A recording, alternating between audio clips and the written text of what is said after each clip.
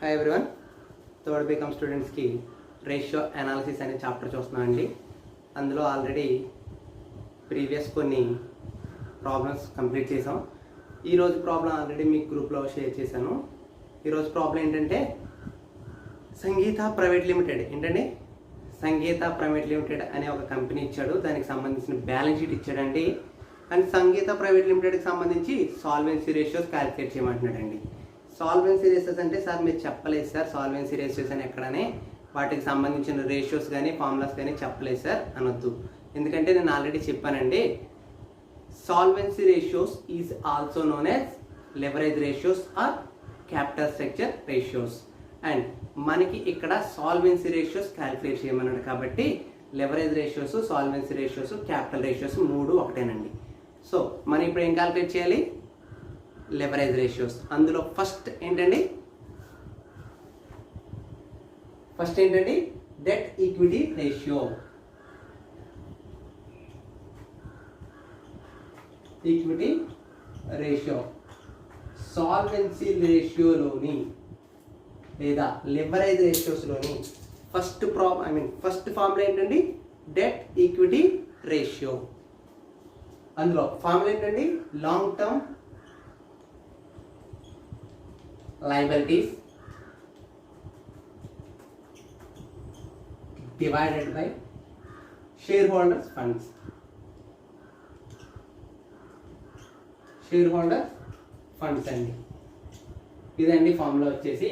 ఇప్పుడు మనకి ఇందులో ఏం కావాలమ్మా? Long term liabilities.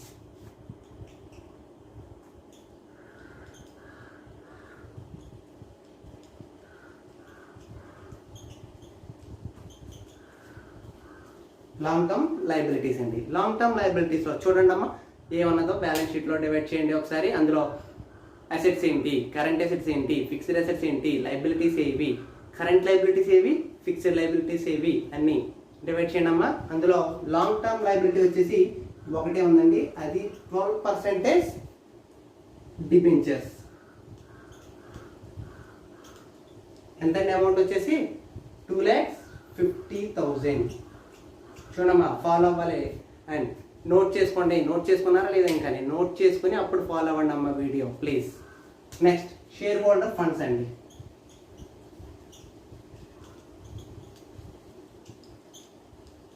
Share holder funds అందులో ఫస్ట్ ఏంటండి? షేర్ హోల్డర్ ఫండ్స్లోకి ఏమేమి వస్తాయి? బుక్ వెనక్కి తిరిగేసి అయినా చూడండి. Equity share capital, preference share capital, ఇంకేంటండి general reserve, profit and loss account. ఇవే కదండి షేర్ హోల్డర్స్ సంబంధించినవి. రాసుకుందాం. Equity share capital. Equity share capital ఎంతండి? ఎంత? 2,50,000 ఉందండి. నెక్స్ట్ ఏంటండి? Preference share capital.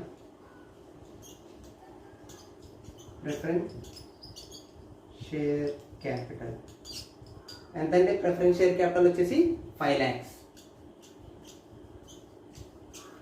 నెక్స్ట్ అమ్మా జనరల్ రిజర్వ్.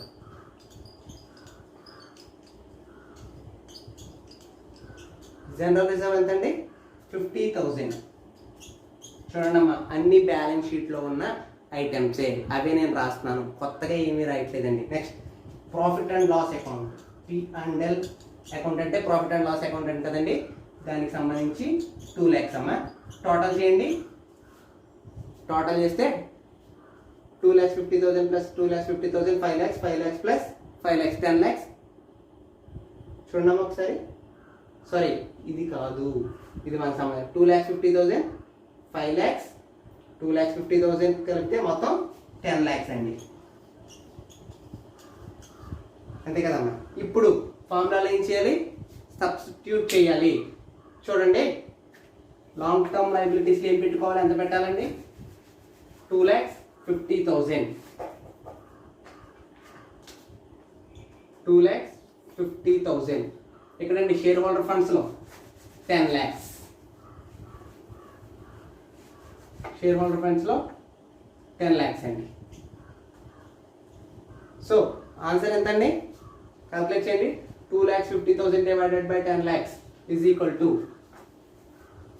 ఇలా రాసుకోవచ్చమ్మా 1/4 లేదా ఆర్ 0.25 అంతేనండి. రాసుకోవచ్చా లేదా? 1/4ని 0.25 అని రాసుకోవచ్చా లేదా? ఇదేనా ఆన్సర్. ఏంటండి? డెట్ ఈక్విటీ రేషియో ఫార్ములా వచ్చేసి long term liabilities divided by share holder funds. Long term liabilities ఏమున్నాయండి? 2,50,000 ఆఫ్ 12% డిబెంచర్స్. ఈ 12% అనేది ఏంటండి? Fixed interest or fixed dividend payable to the debenture holders by the company. అదే 12% అండి. And share holder funds. And first one వచ్చేసి equity share capital relating 2,50,000. Preference share capital 5 lakhs. General reserve 50,000 and profit and loss account which is 2 lakhs. Total 10 lakhs అండి. చూడండి, 2,50,000 divided by 10 lakhs is equal to 1/4 or 0.25. And next అండి, next solvency ratio. Next ఏంటండి? Proprietary ratio. చూడండి మా పాటలో వస్తున్నామా లేదా? ఇవి ఉన్నాయి. సాల్వెన్సీ రేషియోస్ ఆల్రెడీ మనం రాసుకున్నాం. ఎన్ని ఉన్నాయండి? నియర్లీ 7 రేషియోస్ ఉన్నాయి కదా.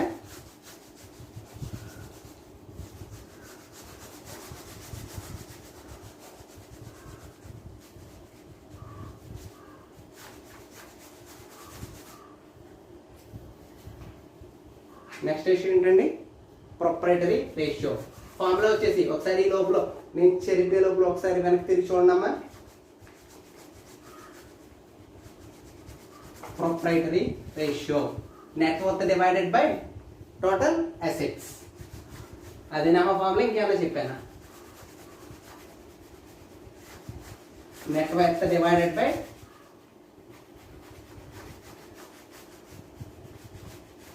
ఏంటండి? Proprietary ratio.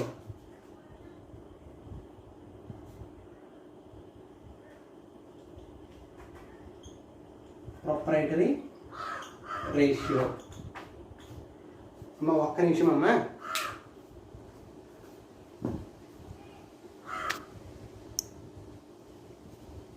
Sorry for the interruption. Proprietary ratio formula చెప్పండి. Net worth divided by total assets. అమ్మ నెట్ వర్త్ ఎలా క్యాలిక్యులేట్ చేయాలి? వెనక్కి తిప్పండి. ఈరోజు కొత్త మోడల్ అమ్మ, ఇలా కూడా నెట్ వర్త్ క్యాలిక్యులేట్ చేయొచ్చు. Net worth total assets minus total liabilities.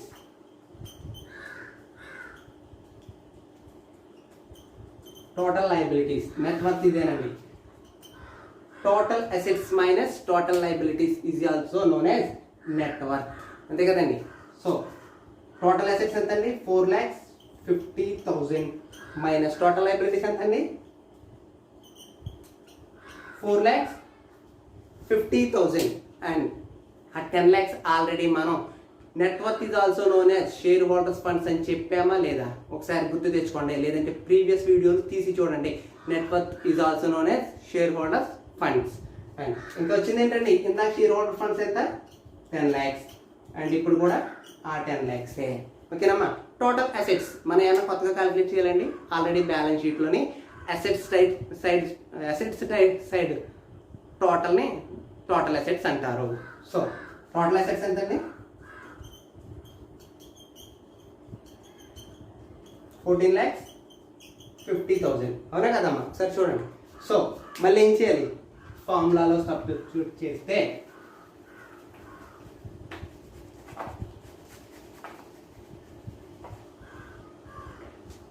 $10 lakhs divided by 14,50,000. Answer ఎంత అండి? 0.69. ఓకేనమ్మా. చూస్తూ ఉండండి ఒకసారి. ప్రొప్రైటరీ రేషియో అండ్ ఫార్ములా వచ్చేసి net worth divided by total assets. Next formula అమ్మా క్యాపిటల్ గెయిరింగ్ రేషియో. దాని ఫార్ములా చూడండి.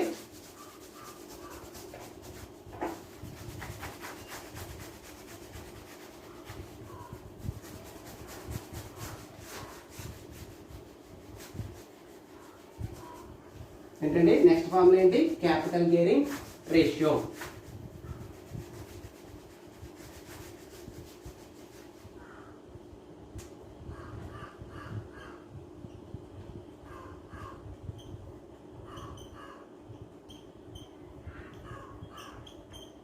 క్యాపిటల్ గేరింగ్ రేషియో అమ్మ. కంగారు పడద్దు, మన ఇష్టం వచ్చినట్టు రాసేస్తున్నానని ఇవన్నీ మీకు ఫోటోలు తీసి పంపిస్తున్నాను కదా, ఫోటో చూసి నోట్ చేసుకోండి. ఇప్పుడు కేవలం క్లాస్ వినండి. ఫార్ములా ఏంటండి? Funds bearing fixed interest and fixed dividend divided by share holder funds లేదా ఈక్విటీ షేర్ హోల్డర్ ఫండ్స్. ఏంటండి? Funds bearing fixed interest and fixed dividend. చూడండి అమ్మా, funds bearing fixed interest and fixed dividend అన్నాడు. మనం fixed interest and fixed dividend వెయిట్ల మీద ఇస్తాం. And 12% debentures అంటే దాని మీద ఇచ్చేది ఏంటండి? డివిడెండ్. అండ్ 12% ప్రిఫరెన్స్ షేర్స్ అంటే దాని మీద ఇచ్చేది ఏంటండి? Fixed interest. ఓకేనమ్మా? వాటి మీద కంపల్సరీ పేరుకు ముందే వాటి యొక్క పర్సంటేజ్ ఇస్తాడు కాబట్టి వాటిని ఏమంటామండి? Fixed interest and dividend bearing funds అంటే అవండి. దాన్ని ఈక్విటీ షేర్ హోల్డర్ ఫండ్స్,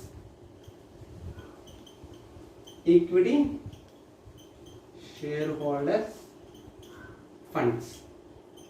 ఓకేనమ్మా? చూడండి, బ్యాలెన్స్ షీట్లో fixed bearing dividends, I mean interest దేని మీద ఇస్తాం, అండ్ డివిడెండ్స్ డిబెంచర్స్కి ఏమి ఇస్తామండి? డివిడెండ్. అండ్ ప్రిఫరెన్స్ షేర్కి ఏమి ఇస్తాం? ఇంట్రెస్ట్. వారండి ఎంత ఉన్నాయి చూడండి ఒకసారి. 2,50,000 ప్లస్ 2,50,000 ఉన్నాయండి. ఒకసారి చూడండి. And equity share holder funds అంటే 5 lakhs, అంటే is nothing but equity shares. So చూడండి, సింప్లిఫై చేస్తే 5 lakhs divided by 5 lakhs. So answer ఎంతండి? 1. అంతేనమ్మా? చూడండి, funds bearing fixed interest and fixed dividend గుర్తుపెట్టుకోండి అమ్మా ఫార్ములా. నెక్స్ట్, ఓకేనమ్మా? తీసేస్తున్నాను. Next, fixed assets ratio formula చెప్పండి అమ్మా. ఫిక్స్డ్ అసెట్స్ రేషియోకి fixed assets divided by capital employed. అంతేనా కదా? ఒకసారి చెక్ చేయండి.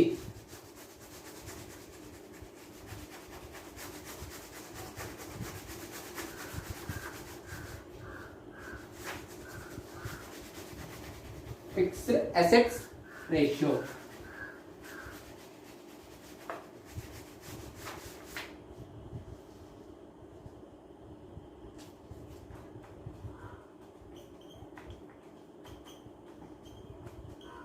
ఫిక్స్డ్ అసెట్స్ రేషియోకి ఫార్ములా వచ్చేసి ఏంటంటే ఫిక్స్డ్ అసెట్స్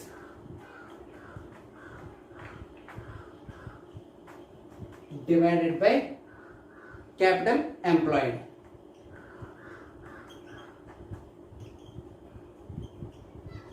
ఓకేనమ్మా? ఆల్రెడీ క్యాపిటల్ ఎంప్లాయిడ్ ఇందాక ఆల్రెడీ చేసామా లేదా ఒకసారి చూడండి. ఓకేమ్మా? ఫిక్స్డ్ అసెట్స్ చూడండి, బ్యాలెన్స్ షీట్లోని సంగీత లిమిటెడ్లోని బ్యాలెన్స్ షీట్లో ఇచ్చిన ఫిక్స్డ్ అసెట్స్ ఏంటి? Plant and machinery. Plant and machinery ఎంతండి? 3 lakhs. Next, land and buildings తెలుసు కదమ్మా. P&M అంటే plant and machinery 3 lakhs. Land and buildings అంటే 3,50,000. ఇవన్నీ ఫిక్స్డ్ అసెట్సా కాదా? మీరు ఆల్రెడీ ఎప్పటి నుంచో చదువుకుంటూ ఉన్నారు. ఫర్నిచర్ ఎంత అండి? 50,000. నెక్స్ట్ వన్, గుడ్ విల్ అండి. గుడ్ విల్ అనేది ఫిక్స్డ్ అసెట్టా కాదా? ఫిక్స్డ్ అసెట్ అమ్మా. సో దాని అమౌంట్ ఎంత? 2,50,000. కలిపితే టోటల్ ఎంత అండి? 9,50,000. ఇవన్నీ ఏంటి? Fixed assets. అండ్ ఇప్పుడు చూడాల్సింది ఏంటి? Capital employed.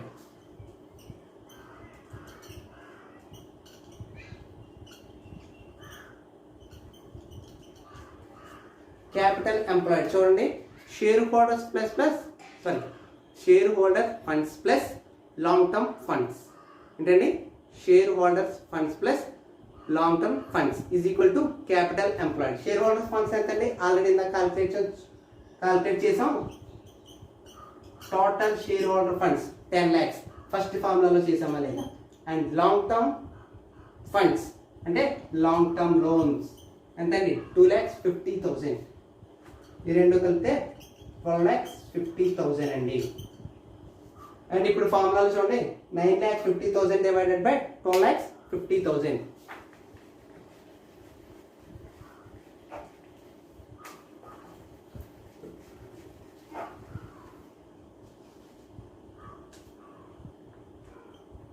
సరేమా, 9,50,000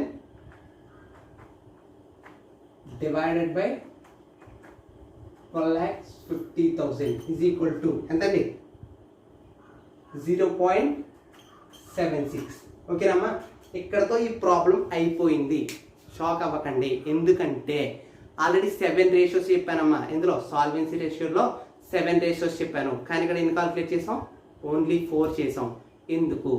అక్కడ ఇచ్చింది ఏంటండి, సంగీత ప్రైవేట్ లిమిటెడ్కి ఇచ్చింది ఓన్లీ బ్యాలెన్స్ షీట్ ఇచ్చాడు, మనకి ప్రాఫిట్ అండ్ లాస్ అకౌంట్ ఇవ్వలేదు. అండ్ ఇందాక చెప్పుకున్నాం కదమ్మా, funds bearing fixed interest and fixed dividend, అది ఓన్లీ ఎక్కడ ఉంటాయండి? ఆ ఫండ్స్ అనేవి బ్యాలెన్స్ షీట్లో ఉంటాయి. కానీ ఎంత ఇంట్రెస్ట్ ఇచ్చామనేది ఎక్కడ ఉంటుంది? ప్రాఫిట్ అండ్ లాస్ అకౌంట్లో ఉంటుంది. So profit and loss account ఇవ్వలేదు కాబట్టి రిమైనింగ్ 3 రేషియోస్ మనం క్యాలిక్యులేట్ చేయాల్సిన అవసరం లేదు. ఓకేనమ్మా, ఓన్లీ బ్యాలెన్స్ షీట్ ఇచ్చాడు కాబట్టి మనం ఏ రేషియోస్ క్యాలిక్యులేట్ చేసామండి? Fixed assets ratio, debt equity ratio, ఇంకా ప్రొపరైటరీ రేషియో, క్యాపిటల్ గేరింగ్ రేషియో. ఈ 4కి సంబంధించిన ఇన్ఫర్మేషన్ ఎక్కడ ఉంటుంది? బ్యాలెన్స్ షీట్లో ఉంటుంది. అండ్ రిమైనింగ్ రేషియోకి సంబంధించిన information profit and loss account ఉంటుంది. అమ్మ, మనం ఆల్రెడీ లిక్విడిటీ రేషియోస్ చేసాం, టర్నోవర్ రేషియోస్ చేసాం, ప్రాఫిటబిలిటీ రేషియోస్ చేసాం, and solvency ratios or leverage ratios or capital structure ratios చేసాం.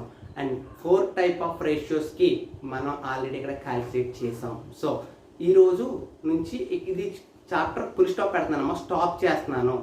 ఎందుకంటే ఇంకా ఉంది, కాన్సెప్ట్ ఉంది, కానీ మీరు క్లాస్లో ఉన్నప్పుడు మాత్రమే నేను ఇది చెప్పగలను. సో మీరు ఒక 5 పేజెస్ వదిలేసుకోండి. ఓకేనమ్మా, ఒక 5 పేజెస్ ఈ కాన్సెప్ట్ తర్వాత వదిలేసుకుంటే నేను సోమవారం కొత్త కాన్సెప్ట్ స్టార్ట్ చేస్తాను. ఓకేనమ్మా, అర్థం కాకపోతే అడగండి, డౌట్స్ ఏమైనా ఉంటే అడగండి, లేదా మీ దగ్గర కంపల్సరీ ఒక చోట రాసుకొని ఉండండి. దీని గురించి మళ్ళీ మాట్లాడదాం. నేను కంప్లీట్ అయ్యింది అని చెప్పట్లేదు, స్టాప్ చేస్తున్నాను. రేషియో అనాలిసిస్ అనే కాన్సెప్ట్ని ఇక్కడతో స్టాప్ చేస్తున్నానమ్మా. ఎందుకంటే మీరు ఉండాలి, రిమైనింగ్ చెప్పాలంటే మీరు కంపల్సరీ ఉండాలి. మీ ఆన్సర్స్ నేను బేస్ చేసుకుని నేను క్లాస్ చెప్పగలుగుతాను. నేను ఇలా చెప్పుకుంటా వెళ్ళిపోతే అది మీకు అర్థం కాదు, నేను చెప్పలేను కూడా. మీరు ఏమన్నా అనుకోండి. ఓకేనమ్మా, అందుకనేసి ఈ ప్రాబ్లం నోట్ చేసుకున్న తర్వాత 5 పేజెస్ వదిలేసుకోండి. నేను సోమవారం నెక్స్ట్ వీడియోలో నేను మళ్ళీ కొత్త కాన్సెప్ట్ మొదలు పెడతాను. ఓకేనమ్మా, థ్యాంక్ యూ.